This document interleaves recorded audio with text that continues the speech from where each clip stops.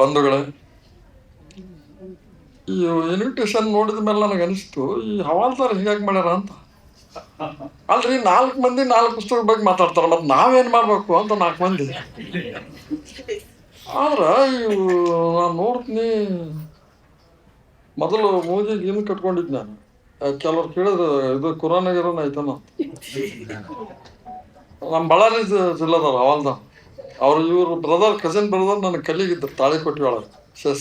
ಶೇಷಾಚಲ ಶಾಸ್ತ್ರಿ ನಮ್ಮ ಬಂದಾರಲ್ಲ, ನನ್ನ ಕಲಿಗೆ ಅವರು. ಅಂದ್ರೆ ನಾವು ಒಟ್ಟಿಗೆ ಕೆಲಸ ಮಾಡ್ತಾ ಇದ್ವಿ. ಅವರು ನನಗೊಂದು ಪ್ರೆಸೆಂಟೇಶನ್ ಕೊಟ್ಟಿದ್ರು. ದುಡ್ಡು ಏನಾರ ಕೊಟ್ರ ತಾಟು ಗೀಟು ತಂಬಿ ಕೊಡ್ತಾರೆ ನಮ್ಮಲ್ಲಿ ಹಳ್ಳಿಯಾಗ ಲಗ್ನಕ್ಕೆ ಮ್ಯಾರೇಜ್ಗೆ. ಅವು ಬಳಕೆ ಆಗ್ಬಿಡ್ತಿತ್ತು. ಅವ್ರು ನಂದೊಂದು ರೇಖಾಚಿತ್ರ ಕೊಟ್ಟರು ನನ್ನ ಪ್ರೆಸೆಂಟೇಶನ್, ನನ್ನ ಮದುವೆ ಒಳಗೆ. ನಮ್ಮ ಮಿಸಸ್ ಆ ರೇಖಾಚಿತ್ರ ಇಟ್ಟಿನಿ. ಅದು ನೋಡಿದ ಕೂಡಲೇ ಚೇಚಿ ನೆನಪಾಗ್ತದೆ. ಅಂಥ ಒಂದು ಹವಾಲ್ದಾರರ ಸಂಬಂಧ. ಯಾಕಂದ್ರೆ ನಾವು ಹೈದರಾಬಾದ್ ಕರ್ನಾಟಕ ಸೇರಿದವರು. ಆ AC ಇದ್ದ ಕೂಡಲೇ ನನಗೆ ತ್ರಾಸ ಆಯ್ತು. ನಮ್ಮ ಮಿಸ್ಸಸ್ ಡೈರೆಕ್ಷನ್ ಕೊಡ್ತಿದ್ಲು, ಇಂಥ ಹೊತ್ತಿನಾಗ ತೆಗಿ, ಇಂಥ ಹೊತ್ತಿನಾಗ ಇಡ ಅಂತ. ಯಾಕಂದ್ರೆ ಅದು ಇದನ್ನ ಮಾಡಕತ್ತಾರ. ಅವಾಗ ನಾನು ಹಾಕೊಂಡ್ಬಿಟ್ಟಿನಿ ಅದು ಮಾಸ್ಕ್. ಅವಾಗ ಅವ್ರು ಸನ್ನೆ ಮಾಡಿದ್ರು ಹಿಂಗೆ ತೆಗಿ ಅಂತ. ಅವಾಗ ತೆಗೆದೆ. ಆಮೇಲೆ ನಮ್ಮ ಸ್ನೇಹಿತರು ಅದನ್ನ ಬಂದ್ ಮಾಡಿದ್ರು. ಯಾಕಂದ್ರೆ ನಮ್ಗೆ 43, 45 ಕಾಮನ್. 43 ಇಲ್ಲ ನಿದ್ದಿನೇ ಬರಲ್ಲ ನಮ್ಮಲ್ಲಿ. ಕೇಳು ಹವಾಲ್ದಾರಿಗೆ ಬರ್ತದೆ ಗೊತ್ತಿಲ್ಲ. ನಮಗಾರ ಇವತ್ತಿನವರೆಗೂ ಫ್ಯಾನ್ ಹಚ್ಚಿಲ್ಲ ಇಲ್ಲಿ ಬಂದ್ಮೇಲೆ. ಇದ್ರ ಸಲುವಾಗಿ ಹಾಳು ಹೋಗ್ಬೇಕಂತ ಮಾಡಿದ್ದೆ. ಅದಿರಲಿ. ಆದ್ರೆ ನನಗೆ ಇನ್ನೊಂದು ಆಶ್ಚರ್ಯ ಏನಿಸ್ತಂದ್ರ, ಈ ಬೆಂಗಳೂರೊಳಗೆ ಈಗ ನೋಡ್ರಿ 2 ಹಾಕ್ಬಂತು, 12, 1, 2, 3 ತಾಸು ಆಯ್ತು. 3 ತಾಸು ಆದ್ರೆ ನೀವು ಕುಂತಿರಲ್ಲ, ಇದು ನನಗೆ ಅತ್ಯಂತ ಪವಾಡ ಅನ್ಸ್ಬಿಡ್ತೀವಿ. ಬಹುಶಃ ಹವಾಲ್ದಾರರ ಪ್ರೀತಿ ಮೇಲೆ ಕುಂತಿರ್ಬೇಕಂತ ನನಗೆ ಅನಿಸ್ತದ. ಅವ್ರದ್ದೆಲ್ಲ ಸ್ನೇಹಿತರು ಬಂಧುಗಳು ನೋಡಿ ಇರಲಿ. ನನಗೆ ಮುಖ್ಯವಾಗಿ ಈ ಪುಸ್ತಕಗಳ ಬಗ್ಗೆ ಮಾತಾಡಲ್ಲ, ಆಲ್ರೆಡಿ ಮಾತಾಡ್ಬಿಟ್ಟಿದ್ದಾರೆ. ನನಗೆ ಈ ಹವಾಲ್ದಾರ್ ಅವರು 4 ಪುಸ್ತಕ ಪ್ರಿಂಟ್ ಮಾಡಿದ್ರಲ್ಲ, ಅದು ಏನೋ ಅಂತಾರಲ್ಲ, ಊರು ಕೊಳ್ಳಿ ಹೊಡೆದ ಮೇಲೆ ಇದಾಯ್ತಂತ ಅಂತಾರಲ್ಲ, ಹಂಗೆ ಎಲ್ಲ ಬಲ್ಕ್ ಪರ್ಚೇಸ್ ಬಂದ್ ಆಗ್ಬಿಟ್ಟದು 21ರಿಂದ. 2021ರಿಂದ ಕ್ಲೋಸ್. ಘನ ಸರ್ಕಾರ ಎಂಥ ಘನ ಸರ್ಕಾರ ಅನ್ನೋದು ಗೊತ್ತಾಗ್ತದ. ಬರೀ ಸಾಹಿತ್ಯದ ಕೃತಿಗಳಲ್ರಿ. ನೋಡ್ರಿ, ಅವರು ನಾಣ್ಯದ ಬಗ್ಗೆ ಇದಾವೆ, ಪ್ರಕೃತಿ ಬಗ್ಗೆ ಇವೆ, ಮಕ್ಕಳ ಬಗ್ಗೆ ಇವೆ, ಆಮೇಲೆ ಶಾಸ್ತ್ರಿಗಳ ಎಷ್ಟೊಂದು ಮಾಹಿತಿ ಇದೆ ಮಕ್ಕಳಿಗೆ ಸಿಗ್ಬೇಕಾದ್ರೆ. ಬರೀ ಸಾಹಿತ್ಯದ ಕೃತಿ ಅಲ್ಲ. ಇಡೀ ಕರ್ನಾಟಕ ಸರ್ಕಾರ ಇವತ್ತು 21ರಿಂದ ಬಲ್ಕ್ ಪರ್ಚೇಸ್ ಸಗಟು ಖರೀದಿನ ನಿಂದಿಸ್ಬಿಟ್ಟಿದೆ. ಲೇಖಕರು ನಾವೆಲ್ಲರೂ ಪ್ರಕಾಶಕರು ಹೋಗಿದ್ವಿ, ಮಾನ್ಯ ಮುಖ್ಯಮಂತ್ರಿಗಳ ಹತ್ರ ಹೋಗಿದ್ವಿ, ಮಾನ್ಯ ಮಧು ಬಂಗಾರಪ್ಪರ ಹತ್ರ ಹೋಗಿದ್ವಿ.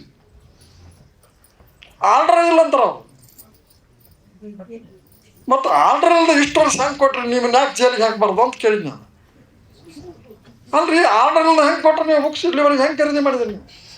ಒಬ್ಬ IAS ಆಫೀಸರ್ ಈ ರೀತಿ ಟೆಕ್ನಿಕಲ್ ಕಾರಣಗಳನ್ನು ತೋರಿಸಿ ಇಷ್ಟೊಂದು ಲೇಖಕರಿಗೆ ಮೋಸ ಮಾಡ್ತಾರೆ.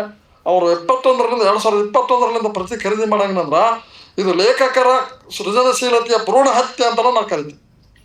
ಇದನ್ನು ವಿರೋಧಿಸ್ಬೇಕು ನಾವೆಲ್ಲರೂ. ಎಲ್ಲಿ ಕೊಡ್ಬೇಕು ಆ ಪುಸ್ತಕಗಳು? ಅಂತಂಥ ಅಮೂಲ್ಯ ಪುಸ್ತಕಗಳನ್ನು ಯಾರು ಓದ್ತಾರೆ? ಎಲ್ಲಿ ಕೊಡ್ಬೇಕು ನಾವು? ಅವ್ನು 300 ಕಾಪಿ ತೊಗೊಂಡಿದ್ರೆ ನಮಗೆ ಪ್ರಿಂಟ್ ಆಗ್ತಿತ್ತು. ಮತ್ತೊಂದು ಪುಸ್ತಕ ಪ್ರಿಂಟ್ ಮಾಡ್ಲಿಕ್ಕೆ ಪ್ರಕಾಶಕರು ಬರ್ತಿದ್ರು. ಇವತ್ತು ಯಾವ ಪ್ರಕಾಶಕರು ಪುಸ್ತಕ ಪ್ರಿಂಟ್ ಮಾಡೋಕ್ಕೆ ಬರ್ತಾ ಇಲ್ಲ, ಯಾವ ಲೇಖಕರು ಪ್ರಕಟಿಸ್ತಾ ಇಲ್ಲ. ಎಷ್ಟೊಂದು ಯುವ ಪ್ರತಿಗಳಿವೆ, ಆ ಯುವ ಪ್ರತಿಭೆಗಳೆಲ್ಲ ನಶಿಸಿ ಹೋಗ್ತವೆ. ಆ ಕಾರಣಕ್ಕಾಗಿ ಈ ವೇದಿಕೆಯಿಂದ ನಾನು ಮತ್ತೊಮ್ಮೆ ಕರ್ನಾಟಕ ಸರ್ಕಾರಕ್ಕೆ, ಇದು ಲೇಖಕರ ಭ್ರೂಣ ಹತ್ಯೆ, ಇದನ್ನು ನಿಲ್ಲಿಸಬಾರ್ದು, ಇದನ್ನು ಕಂಟಿನ್ಯೂ ಮಾಡಬೇಕು, ಸಗಟು ಖರೀದಿಯನ್ನು ಮುಂದುವರಿಸಬೇಕಂತ ಹೇಳಿ ಈ ವೇದಿಕೆಯ ಮೂಲಕ ಮತ್ತೊಮ್ಮೆ ನಾನು ಪ್ರತಿಭಟನೆಯನ್ನು ವ್ಯಕ್ತಪಡಿಸ್ತೇನೆ. ಇನ್ನೊಂದು ಮಹತ್ವದ ವಿಚಾರ, ಈ ನಮ್ಮ ಸ್ನೇಹಿತರು ಬಂದಿದ್ದಾರೆ, ಕೊರಜ ಸಮುದಾಯದ ಅಧ್ಯಕ್ಷರು. ನೋಡ್ರಿ, ಈ ದೇಶ ವ್ಯವಸ್ಥೆಯೊಳಗೆ ಎಷ್ಟು ಅಸಮಾನತೆ ಇದೆ, ಯಾರು ಹೇಳಂಗಿಲ್ಲ. 6 ಕೊಟ್ಟರೆ 6+6+5 ಮಾಡಿದ್ರು.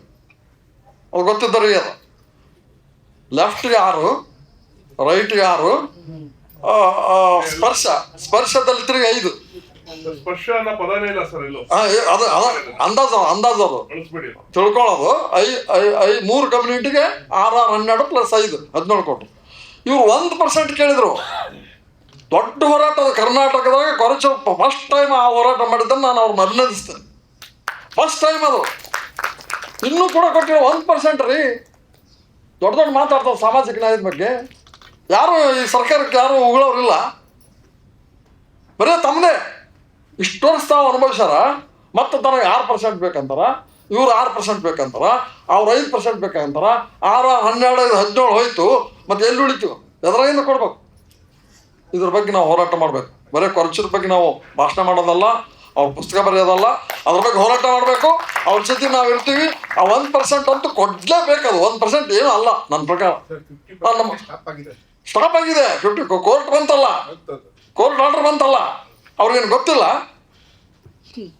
ಬರೀ ನಾವು ಭಾಷಣ ಮಾಡಿದರೆ ಹೊಟ್ಟೆ ತುಂಬಲ್ಲ. ಆಮೇಲೆ ಇನ್ನೊಂದು ನನಗೆ ಅನಿಸ್ತು, ಈ ಮುಖ್ಯವಾಹಿನಿ ಅನ್ನೋದನ್ನ ಭಾಳ ತಪ್ಪಾರ್ಥ ಮಾಡ್ತಾ ಇದ್ದೀವಿ ಅಂತ ಅನಿಸ್ತದೆ. ಯಾಕ್ರಿ ಬರಬೇಕು ಮುಖ್ಯವಾಹಿನಿಗೆ? ಎಲ್ಲರೂ ಮುಖ್ಯವಾಹಿನಿ ಬರಬೇಕು. ಮುಖ್ಯವಾಹಿನಿ ನಮ್ಮೇನ? ಚಾತುರ್ವರ್ಣ ವ್ಯವಸ್ಥೆ ಏನು ಹೇಳ್ತು? ಅದು ಯಾವುದೋ ಕಾಲದ್ದು. ಬ್ರಾಹ್ಮಣ, ಕ್ಷತ್ರಿಯ, ವೈಶ್ಯ, ಶೂದ್ರ ಅಂತ ಏನು ಹೇಳ್ತಲ್ಲ, ಬ್ರಾಹ್ಮಣಂದೇ, ಲಿಂಗಾಯತರದು, ಬ್ರಾಹ್ಮಣರದು, ಜಂಗಮರದೇ ಮುಖ್ಯವಾಹಿನಿನ? ಉಳಿದವ್ರದ್ದು ಮುಖ್ಯವಾಹಿನಿ ಅಲ್ವಾ? ಇದನ್ನು ಮೊದಲು ಕಟ್ ಮಾಡಬೇಕು. ಮುಖ್ಯವಾಹಿನಿ ಅನ್ನೋದು ಬರೀ ಮೇಲ್ಜಾತಿಯವ್ರದ್ದು ಅಲ್ಲ. ನಿಮಗೆ ಆಶ್ಚರ್ಯ ಅನಿಸ್ತದ, ಅವ್ರು ಹೇಳಿದ್ರಲ್ಲಿ 55-60% ಮಹಿಳೆಯರದಾರ. ಮತ್ತು ಅವರು ಬುಡಕಟ್ಟು ಸಮಾಜದವರು, ಈ ನೆಲದ ಮೂಲ ನಿವಾಸಿಗಳವರು. ಅವ್ರದ್ದು ಮುಖ್ಯವಾಹಿನಿ. ನಾವು ಹೋಗ್ಬೇಕು ಅಲ್ಲಿಗೆ. ನಮ್ಮ ಮುಖ್ಯವಾಹಿನಿ ಅವ್ರು ಬರಬೇಕಾಗಿಲ್ಲ. ಇದನ್ನು ಸ್ಪಷ್ಟ ತಿಳಿಸ್ಕೋಬೇಕು. ಇದು ವಿಮರ್ಶೆ ಆಗ್ಬೇಕು, ಚರ್ಚೆ ಆಗ್ಬೇಕು. ಮುಖ್ಯವಾಹಿನಿ ಯಾವ ಮುಖ್ಯವಾಹಿನಿ ರೀ? ಮುಖ್ಯವಾಹಿನಿಯ ಬಂದು ಇಲ್ಲಿ ಏನದ? ಇಲ್ಲಿ ತಿನ್ನೋಕ್ಕಿಲ್ಲ, ಉಣ್ಣೋಕ್ಕಿಲ್ಲ. ಅಂಥ ಒಂದು ಕ್ರೂರ ವ್ಯವಸ್ಥೆ ಒಳಗೆ ನಾವು ಬದುಕ್ತಾ ಇದ್ದೀವಿ. ಒಂದು ಕ್ಲೈಮೇಟ್ ಸರಿ ಇಲ್ಲ, ಒಂದು ನೀರಿಲ್ಲ. ನಗರದಲ್ಲಿ ಇವತ್ತು ನರಕ ಆಗಿಬಿಟ್ಟದು. ನನಗಂತ ಬಂದಾಗಿಂದ ಹಿಡಿದು ಇಲ್ಲಿ ಯಾಕಾರ ಬಂದಿನಿ ಅದು ಓಡುವಾಗ ಅನಿಸ್ಬಿಟ್ಟಿತ್ತು ನನಗೆ. ನಮ್ಮ ಮಿಸ್ಸಸ್ ಅಂದರು ಇಲ್ರಿ ಇಲ್ಲೇ ಇರೋಣ ಅಂತಂದು.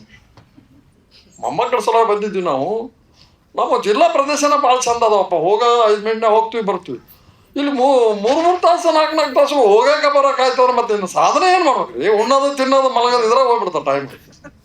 ಭಾಳ ಕೆಟ್ಟ ಅನಿಸ್ತದ ನನಗೆ. ಇದು ಮುಖ್ಯವಾಹಿನಿನ? ಇದು ಯಾವನ್ರಿ ಮುಖ್ಯವಾಹಿನಿ? ನರಕ ಇದು. ಮುಖ್ಯವಾಹಿನಿ ಅಲ್ಲ ಇದು. ಅದಕ್ಕೆ ನಮ್ಮ ಮೂಲ ನಿವಾಸಿಗಳೇನದಾರಲ್ಲ, ಅವ್ರದ್ದು ಮುಖ್ಯವಾಹಿನಿ. ಎಂಥ ಆಚರಣೆಗಳು, ಅದ್ಭುತ ಆಚರಣೆಗಳು ಗೊತ್ತ? ಮಾನವೀಯ ಅಂತಃಕರಣದ ಆಚರಣೆಗಳು, ಕರುಳಿನ ಸಂಬಂಧದ ಆಚರಣೆಗಳು. ಕರುಳಿನ ಸಂಬಂಧ ಅನ್ನೋದು ಇವತ್ತು ಮೂಲ ನಿವಾಸಿಗಳಲ್ಲಿ ಇರೋದು. ಇವತ್ತು ನಗರದಲ್ಲಿ ಕರುಳಿನ ಸಂಬಂಧ ಇಲ್ಲ. ಅನೇಕ ಕಲಿಬೇಕಾದಂಥ ವಿಚಾರಗಳು ಮೂಲ ನಿವಾಸಿಗಳಿಂದ ಮತ್ತು ಬುಡಕಟ್ಟು ಜನಗಳಿಂದ ಅದಾವ. ಆದ್ರೆ ನಾವು ಅದನ್ನು ಬಿಡ್ತೀನಿ.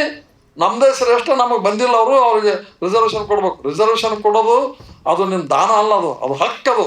ಅವ್ರು ಭೂಮಿ ಉಳೋರು, ಅವ್ರಿಗೆ ಭೂಮಿನೇ ಕೊಡ್ಬೇಕಲ್ಲಿ. ಬರೀ 5%, 1% ಅಲ್ಲ, ಅವ್ರಿಗೆ ಭೂಮಿ ಕೊಡಬೇಕು. ಅವ್ರು ಭೂಮಿ ಮೇಲೆ ಬದುಕಿದವರು. ಚೋಮಲಿಂದ ಹಿಡ್ಕೊಂಡು ಕಾರಂತರ ಅವಳಿಂದ ಹೇಳ್ತಾ ಇದ್ದಾರೆ ಭೂಮಿ ಸಮಸ್ಯೆನ. ಇವತ್ತಿಗೆ ನಾವು ಯಾರೂ ಸೀರಿಯಸ್ ಆಗಿ ತಗೋತಾ ಇಲ್ಲ. ಆಮೇಲೆ ಇವತ್ತು ಎಂಥ ಒಂದು ಆ ಜನಾಂಗದ ಬಗ್ಗೆ ನನಗೆ ಇದು ಬಂತಂದ್ರೆ, ನಾನು ತುಮಕೂರು ಯೂನಿವರ್ಸಿಟಿ ಒಳಗೆ ನಾನು ಇಂಟ್ರ್ಯೂ ತೊಗೊಳಕ್ಕೆ ಹೋಗಿದ್ದೆ. ಯೂನಿವರ್ಸಿಟಿ ಅಪಾಯಿಂಟ್ಮೆಂಟ್ ಲೆಕ್ಚರ್ ಸಲುವಾಗಿ. ಒಬ್ಬ ಕೊರಚ ಹುಡುಗ ಬಂದಿದ್ದ. ದಲಿತರು ಎಲ್ಲರೂ ಸೇರಿಸಿಬಿಟ್ಟಿದ್ರಲ್ಲ, ಅವರೆಲ್ಲ ಉಳಿದವರೆಲ್ಲ ಓದ್ದವರು ಬರೆದವರು. ಅದ್ರೊಳಗನ ರೈಟ್ ಇದ್ದವ್ರ ಮೇನ್ ಹಿಡ್ಕೊಂಡು ಕುಂತಾರ. ಯಾಕಂದ್ರೆ ಖರ್ಗೆ ಅಧ್ಯಕ್ಷ ಅದಾನ. ಯಾರು ಕೇಳೋರಿಲ್ಲ, ಹೇಳೋರಿಲ್ಲ. ನಾನು ಕೇಳ್ತಾನೆ ಓಪನ್. ಕಲಬುರಗಿ ಒಳಗೆ ಖರ್ಗೆ ಏನು ಮಾಡ್ಯಾನ? ಯಾರು ಕೇಳೋರಿಲ್ಲ. ಖರ್ಗೆನ ಕ್ವಶನ್ ಮಾಡೋರು. ಕೋಟಿಗಟ್ಟಲೆ ಹಣ ಸಂಪಾದನೆ ಮಾಡ್ಕೊಂಡು ಕೂತಾನ. ಮಕ್ಕಳು, ಮೊಮ್ಮಕ್ಕಳು, ಮಗ ನೋಡಿದ್ರೆ ಕಲ್ಚರ್ ಇಲ್ದ ಮಾತಾಡ್ತಾನ. ಯಾರು ಕೇಳಂಗಿಲ್ಲಲ್ರಿ. ಯಾರು ಅಂದ್ರೆ ನಾನು ಏನು ಹೇಳ್ತಾ ಇದ್ದೀನಿ ಅಂದರೆ, ಇಲ್ಲಿ ಮುಖ್ಯವಾಗಿ ಗಮನಿಸಬೇಕಾದದ್ದೇನೆಂದರೆ, ಯಾರು ರಿಸರ್ವೇಷನನ್ನು 50 ವರ್ಷಗಳ ಸ್ವತಂತ್ರ ಸಿಕ್ಕಂಗೆ ತಗೋತಾ ಬಂದಾರ, ಅವ್ರು ಹೆಚ್ಚೆಚ್ಚು ತಗೋತಾ ಹೋಗಿದ್ದಾರೆ. ಯಾರ್ಯಾರು ಮೂಲಿ ಗುಂಪಾಗ್ಯಾರ, ಮೂಲ ನಿವಾಸಿಗಾರ, ಕೊರಚಿರದಾರ, ಕೊರಗಿರದಾರ, ಅವ್ರು ಅಲ್ಲೇ ಅದಾರ. ಅದನ್ನ ದನಿ ಎತ್ತರಿ ಹೋರಾಟ ಮಾಡೋಣ, ಅದಕ್ಕೆ ಬರ್ತದ, ಅದಕ್ಕೆ ನ್ಯಾಯ ಸಿಗ್ತದ ಅವ್ರಿಗೆ. ಅಲ್ಲ, ನಾ ಪುಸ್ತಕ ಬರಿಬಾರ್ದು ಅಂತ ಅಲ್ಲ ನಾನು ಹೇಳೋದು. ಪುಸ್ತಕ ಬರಿಬೇಕು, ಅಗತ್ಯ ಬರಿಬೇಕು. ಅದಕ್ಕಾಗಿ ನಾನು ಮೊದಲು ನಮ್ಮ ಸ್ನೇಹಿತರಿಗೆ ನಾನು ಅಭಿನಂದನೆ ತಿಳಿಸ್ತೀನಿ. ಯಾಕಂತಂದ್ರೆ ಅವ್ರು ನೋಡ್ರಿ ನಾಲಿಗೆ ಸುಡಿಸ್ಲಾರ್ದು ಒಳಗೆ ಬಿಡಲ್ಲ ಅವ್ರು. ಯಾಕಂದ್ರೆ ನಂಬಲ್ಲ ನಾನು ಅನೇಕ ತತ್ವ ಪದಕಾರರು ಸಂಶೋಧನೆ ಮಾಡೋಕ್ಕೆ ಹೋಗಿದ್ದೆ. ಅವರು ಸಂಧಿ ಕುಡಿಲಾರ್ದ ನನಗೆ ಒಳಗೆ ಕರ್ಕೊಳಂಗಿಲ್ಲ. ಎಷ್ಟೊಂದು ತತ್ವ ಪದಕಾರರು ಅದ್ಭುತವಾದಂಥ ಹಾಡುಗಳನ್ನು ಹಾಡಿದ್ದಾರೆ, ಅದ್ಭುತವಾದಂಥ ಜೀವನವನ್ನು ಸಾಗಿಸಿದ್ದಾರೆ.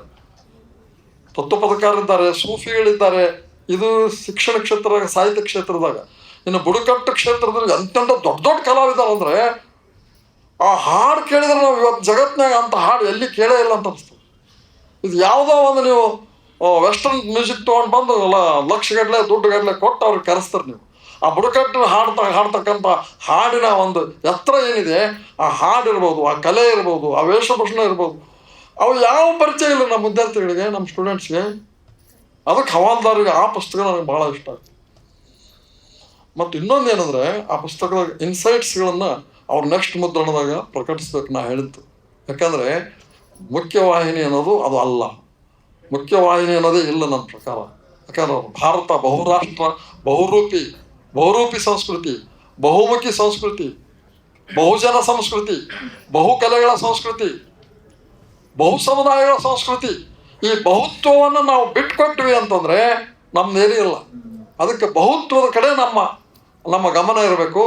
ನಮ್ಮದು ಬಹು ಸಂಸ್ಕೃತಿ, ಬಹುರೂಪಿ ಸಂಸ್ಕೃತಿ, ಬಹುಮುಖಿ ಸಂಸ್ಕೃತಿ ಆಗಿರೋದ್ರಿಂದ ಅದನ್ನು ಉಳಿಸ್ಕೊಳ್ಬೇಕು. ಆವಾಗ ನಮ್ಮ ಕಲೆಗಳು ಉಳಿತಾವೆ, ನಮ್ಮ ಆಚರಣೆಗಳು ಉಳಿತಾವೆ, ನಮ್ಮ ಸಂಸ್ಕೃತಿ ಉಳಿತೈತಿ. ಆವಾಗ ಮುಖ್ಯವಾಹಿನಿ, ಆ ವಾಹಿನಿ, ಈ ವಾಹಿನಿ ಅನ್ನೋದು ಇಲ್ಲೇ ಇಲ್ಲ. ನಿಜವಾಗಿ ನೋಡಿದ್ರಂದರೆ ಇವತ್ತೆಲ್ಲ ಚಲನಚಿತ್ರದವರು ಯಾಕೆ ಇವತ್ತು ಅಲ್ಲಿಗೆ ಹೋಗ್ತಾ ಇದ್ದಾರೆ ಬುಡಕಟ್ಟಿನ ಟ್ಯೂನ್ಸ್ಗೆ? ಇವತ್ತು ಎಲ್ಲರೂ ಯಾವ ಟ್ಯೂನನ್ನು ಯೂಸ್ ಮಾಡ್ತಾ ಇದ್ದಾರೆ? ಅವು ಯಾಕೆ ಇವತ್ತು ಹಿಟ್ ಆಗ್ತಾ ಇದ್ದಾವೆ ನೋಡ್ರಿ. ಇವತ್ತು ಚಲನಚಿತ್ರ ಇವತ್ತು ಅನೇಕ ನಮ್ಮ ಗೆಳೆಯರು ಪ್ರಯೋಗ ಮಾಡ್ತಾ ಇದ್ದಾರೆ. ಬುಡಕಟ್ಟಿನ ಟ್ಯೂನ್ಸ್ಗಳನ್ನು ತೊಗೊಂಡು ಹಾಡಿದಾಗ ಅದು ಹಾಡು ಇವತ್ತು ಜನಪ್ರಿಯ ಆಗ್ತದೆ. ಎಷ್ಟು ಎಕ್ಸಾಂಪಲ್ಸ್ ಕೊಡಿ, ನಾನು ಟೈಮ್ ಇಲ್ಲ. ಅಂದರೆ ಆ ನಿಟ್ಟಿನಲ್ಲಿ ನಾನು ಹೇಳೋದು, ಈ ಶ್ವಪಚಯ್ಯ ಹರಿಹರ 12ನೇ ಶತಮಾನ ನಂತರನೇ ಬರ್ತಾನೆ, 13ನೇ ಶತಮಾನದಾಗ. ಅವ ಅನೇಕ ಶರಣರ ಬಗ್ಗೆ ಬರಿತಾನ, ಅದ್ರಾಗ ಒಂದು ಶ್ವಪಚಯ್ಯನ ರಗಳೆ ಬರಿತಾನೆ. ಶ್ವಪಚಯ್ಯ ಅನ್ನೋದು ಬುಡಕಟ್ಟು ಸಮುದಾಯಕ್ಕೆ ಸೇರಿದ. ಅವನ ಬಗ್ಗೆ ಯಾರಿಗೂ ಪರಿಚಯ ಇಲ್ಲ. ಆಯ್ತು, ನಾನು ಹೋಗಿಸ್ಬಿಡ್ತೀನಿ 1 ನಿಮಿಷದಾಗ. ಆ ಶ್ವಪಚಯ್ಯ ಬರ್ತಾನೆ. ಅವ ಶ್ವಪಚಯ್ಯ ಹೆಂಗಿರ್ತಾನಂತಂದ್ರೆ ಪಟ ಶೋಭಾಗ್ತ. ಆಮೇಲೆ ಪ್ರಕೃತಿ ಪೂರ್ತಿ ಭೂಮಿಯಲ್ಲೇ ಹುಟ್ಟಿ, ಭೂಮಿಯಲ್ಲೇ ಬೆಳೆದು, ತರಕಾರಿ ಸೊಪ್ಪು ಅದನ್ನೆಲ್ಲ ಬೆಳೆದು ದೇವರಿಗೆ, ಶಿವನಿಗೆ ನೈವೇದ್ಯ ಕೊಟ್ಟು ಊಟ ಮಾಡಿ ಬದುಕ್ತಕ್ಕಂಥ ಒಬ್ಬ ಭಕ್ತ, ನಿಜವಾದ ಮೂಲ ನಿವಾಸಿ. ಅವನನ್ನು ಒಬ್ಬ ಬ್ರಾಹ್ಮಣ ಪಂಡಿತ ಅವನೇನು ಮಾಡ್ತಾನೆ ಅಂದರೆ ಮಡಿ ಮೈಲಿಗೆ ಸಲುವಾಗಿ. ಇವತ್ತು ಮಡಿ ಮೈಲಿಗೆ ಬರೀ ಬ್ರಾಹ್ಮಣರಿಗೆ ಶೂದ್ರರಿಗಿಲ್ಲ. ಬ್ರಾಹ್ಮಣರೊಳಗನ ಮಡಿ ಮೈಲಿಗೆ ಅದ, ಶೂದ್ರೊಳಗನ ಮಡಿ ಮೈಲಿಗೆ ಅದ, ದಲಿತರೊಳಗನ ಮಡಿ ಮೈಲಿಗೆ ಅದ. ಹೀಗಾಗಿ ಅದು ಬರೀ ಬ್ರಾಹ್ಮಣ ವ್ಯವಸ್ಥೆ ಅಲ್ಲ. ಆ ಒಂದು ವ್ಯವಸ್ಥೆಗೆ ಸೇರಿದವನು ಅವನು ಹಾರೋದು ಕಲ್ತಿರ್ತಾನ, ಮ್ಯಾಲೆ ಹಾರ್ತಿರ್ತಾನ. ಈಗ ಹೆಂಗೆ ಇವತ್ತು ನಾವು ಡ್ರೋನ್ ಅದೆಲ್ಲ ಯೂಸ್ ಮಾಡಿ ಮ್ಯಾಲೆ ಹಾರ್ತವಲ್ಲ, ಆ ಟೆಕ್ನಿಕ್ ಕಲ್ತಿರ್ತಾನವ. ಎಷ್ಟು ಮ್ಯಾಲ 10 ಫೀಟ್ 20 ಫೀಟ್ 30 ಫೀಟ್ ಹಾರ್ತಿರ್ತಾನವ. ಅವ ಹಾರ್ಕೋತ ಬಂದ ಕೂಡಲೇ ಇವು ಅಡುಗೆ ಮಾಡಕತ್ತಿರ್ತಾನ. ಅಡುಗೆ ಅಂದ್ರೆ ಏನು ರೊಟ್ಟಿ ಚಪಾತಿ ಅಲ್ಲ, ಅದೇ ಗಡ್ಡಿ ಗೆಣಸು ಅಡುಗೆಗೆ ಇರ್ತದ ತಪ್ಪಲ ಅಂತ ಕೂಸ್ಲಕತ್ತಿರ್ತಾನ. ಅವ ಹಾರ್ಕೋತ ಬರ್ತಾನವ. ಬಂದ ಕೂಡಲೇ ಇವನಿಗೆ ಶ್ವಪಚಯ್ಯನಿಗೆ ಅವ ಬರೋದು ಗೊತ್ತಾಗ್ಬಿಡ್ತದ. ಅಯ್ಯೋ ಇವ್ನು ಬಂದಲ್ಲಪ್ಪ, ಇವ್ನು ನೆರಳು ನನ್ನ ಅಡುಗೆ ಮೇಲೆ ಬಿದ್ದರೆ ನನ್ನ ಅಡಿಗೆ ಕೆಟ್ಟು ಹೋಗ್ತದ ಅಂತ ಕಾಲನ್ ಚಪ್ಪಲಿ ತಗೊಂಡು ಆ ಪಾತ್ರೆ ಮೇಲೆ ಇಡ್ತಾನೆ, ಅಡುಗೆ ಪಾತ್ರೆ ಮೇಲೆ. ಇದು ಅಪವಿತ್ರ ಆಗ್ತದೆ ಇವ ಬ್ರಾಹ್ಮಣ ಬಂದ್ರ ಅಂತ. ಇದು ರೀ ಕಲ್ಚರು, ಮೂಲ ನಿವಾಸಿ ಕಲ್ಚರ್ ಇದು. ನೀವು ಅಪವಿತ್ರ ಅಂದ್ರೆ ನಿಮ್ಮನ್ನೇ ಅಪವಿತ್ರ ಮಾಡೋದು. ಇದು ಪವಿತ್ರ ಅಂದ್ರೆ ಇದು ಪವಿತ್ರ ಅಲ್ಲ ಅಂತ ಹೇಳೋದು. ಶ್ವಪಚಯ್ಯ ಅದ್ಭುತವಾದಂಥ ಶರಣ. ಆ ಚಪ್ಪಲಿ ತಗೊಂಡು ಆ ಪಾತ್ರೆ ಮೇಲೆ ಇಡ್ತಾನೆ, ಮಣ್ಣಿನ ಪಾತ್ರೆ ಮೇಲೆ. ಇವಾಗ ಹೋಗೋವರೆಗೂ ಅದು ನೆರಳು ಬೀಳಬಾರ್ದು ಇವನು. ಅವಾಗ ಅವ ಹೋದ್ಮೇಲೆ ಅದು ತೊಗೊಂಡು ಶಿವನಿಗೆ ಅರ್ಪಣೆ ಮಾಡ್ತಾನೆ. ಶಿವ ಅಂತ ನಾ ಭಾಳ ಚಲೋ ಮಾಡಿದ್ದೀನಿ ಅಂದ್ರೆ ಶಿವ ಅದಾನೋ ಇಲ್ಲೋ ಬಿಟ್ಟಲ್ಲ, ಟೆಕ್ನಿಕ್ ಒಂದು ತಂತ್ರಗಾರಿಕೆ. ಎಂಥ ಕಲ್ಚರ್ ಅದು, ಬಹುತ್ವವನ್ನು ಒಳಗೊಂಡಿರ್ತಕ್ಕಂಥದ್ದು. ಅಲ್ಲಿ ಆಚರಣೆಗಳು, ಅಲ್ಲಿಯ ವಿಚಾರಗಳು, ಅಲ್ಲಿ ಜೀವನ ಬದುಕು, ಅಲ್ಲಿಯ ಕಲೆಗಳು, ಅಲ್ಲಿ ಸಂಗೀತ, ಅಲ್ಲಿಯ ನೃತ್ಯ, ಇವತ್ತು ಎಲ್ಲ ಹೊರಟೋಗ್ಬಿಟ್ಟದು, ಯಾವುದೂ ಇಲ್ಲ. ಅದನ್ನು ಮತ್ತೆ ಪುನರ್ಸ್ಥಾಪಿಸಬೇಕು. ನಿಜವಾದ ಸಂಶೋಧನೆ ಅಲ್ಲಿಂದ ನಡಿಬೇಕು. ಆ ಮೂಲಕ ನಮ್ಮ ಹವಾಲ್ದಾರವರಿಗೆ ನನ್ನ ವಂದನೆಗಳನ್ನು ಸಲ್ಲಿಸಿ ನನ್ನ ಮಾತು